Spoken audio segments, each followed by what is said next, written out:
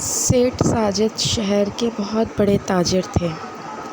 اللہ تعالیٰ نے انہیں بہت ساری دولت اور زندگی کی تمام نعمتوں سے نوازا تھا۔ وہ اپنی بیگم اور اکلوتے بیٹے کے ساتھ ایک بہت بڑے بنگلے میں رہتے تھے۔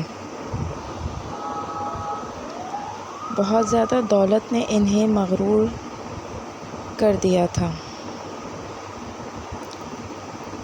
اور وہ غریبوں کی مدد کرنا بلکہ ان سے بات کرنا تک گوارا نہ کرتے تھے۔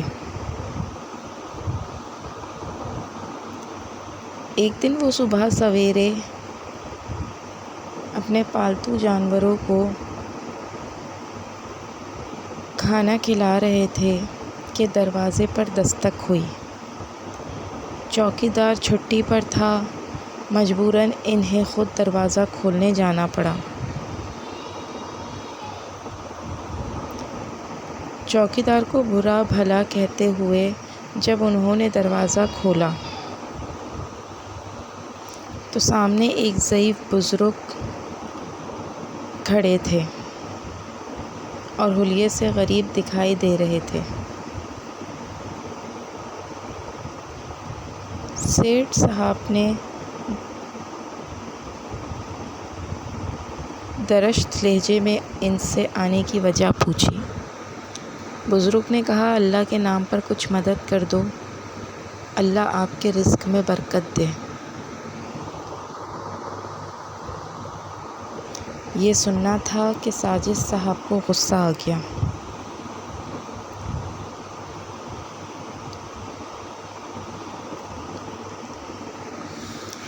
انہوں نے نہایت بدتمیزی سے جواب دیا کہ کیا میں اس لیے کماتا ہوں کہ تم جیسے کام چوروں کی مدد کرتا رہوں؟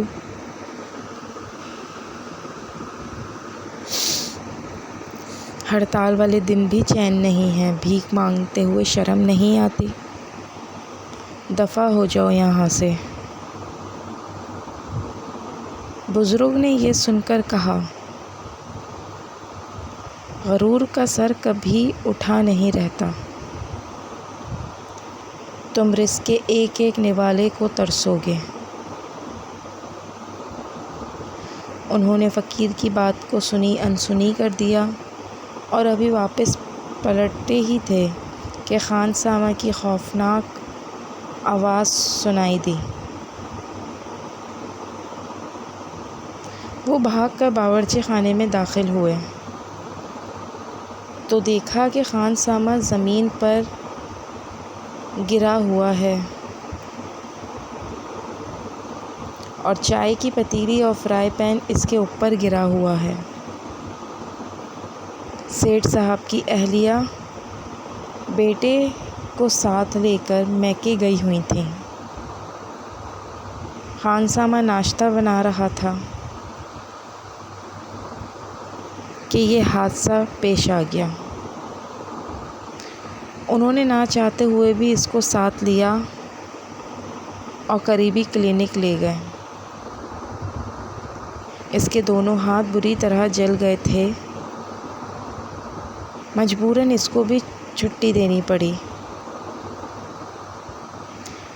ان کو خود کچھ بنانا نہیں آتا تھا، انہوں نے سوچا کہ دفتر جا کر کچھ کھا لوں گا، لیکن پھر یاد آیا کہ آج تو ہڑتال ہے، دفتر بند رہے گا۔ اب انہوں نے سوچا کہ ناشتہ نہ صحیح دودھ پی کر گزارا کر لیں۔ یہ سوچ کر انہوں نے باورچی خانے میں قدم رکھا۔ آہٹ کی آواز سن کر ایک بلی بڑی تیزی سے بھاگی۔ وہ پتیلی میں سے دودھ پی رہی تھی۔ بلی ڈر کر بھاگی تو دودھ کی پتیلی بھی گرا گئی۔ بلی کو اچھی طرح برا بھلا کہنے کے بعد انہوں نے فیصلہ کیا کہ کچھ دیر ٹی وی پر ہڑتال کی صورتحال دیکھی جائے۔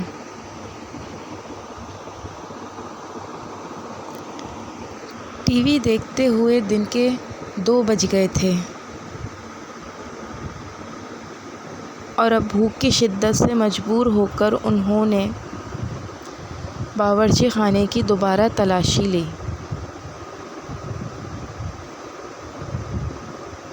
انہیں بسکٹ کا ایک ڈبہ ملا، لیکن جیسے ہی انہوں نے اسے کھولا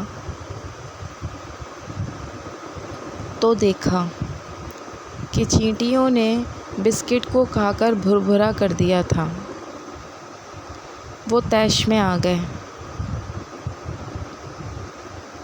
لیکن کچھ کر نہیں سکتے تھے۔ ہڑتال کی وجہ سے ہوٹل بھی بند تھے۔ فریج میں ایک انڈا رکھا تھا۔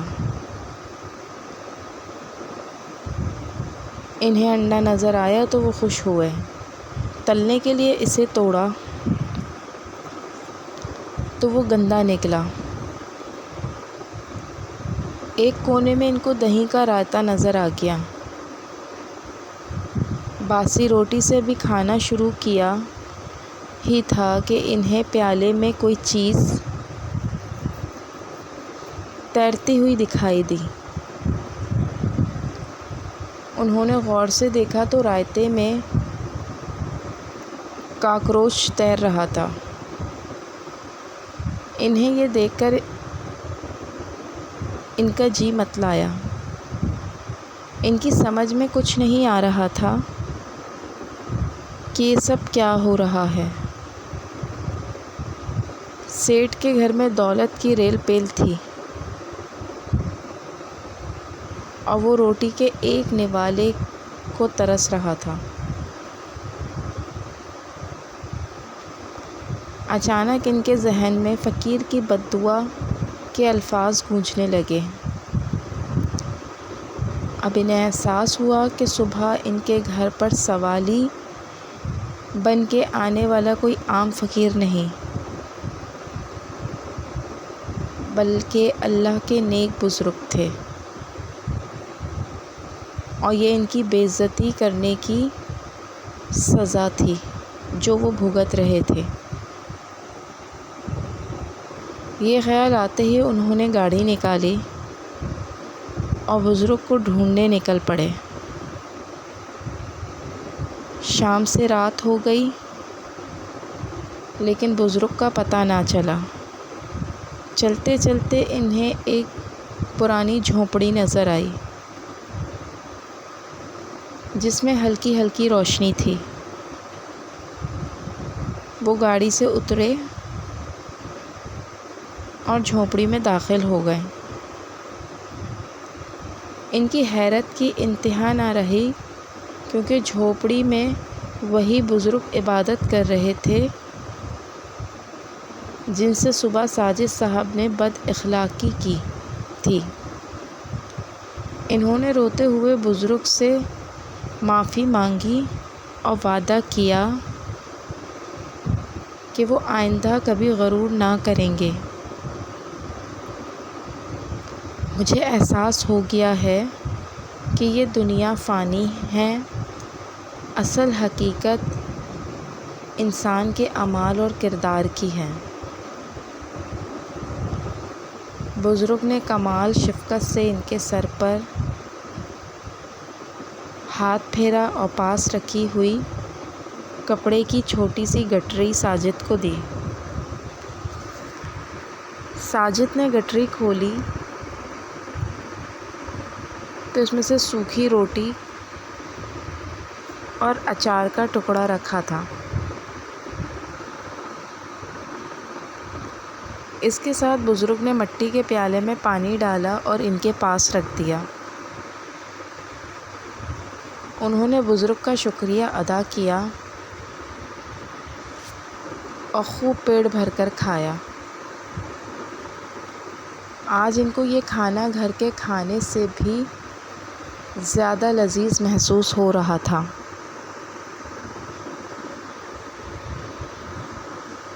انہوں نے اللہ تعالیٰ کا لاکھ لاکھ شکر ادا کیا کہ اس نے انہیں سیدھی راہ دکھا دی۔ اگر آپ کو ہماری کہانی پسند آئی ہے تو زیادہ سے زیادہ لائک کریں، شیئر کیجیے، کامنٹس کیجیے اور ہمارے چینل کو لازمی سبسکرائب کریں۔ انشاءاللہ اگلی کہانی میں پھر ملاقات ہوتی ہے، جب تک کے لیے اللہ حافظ۔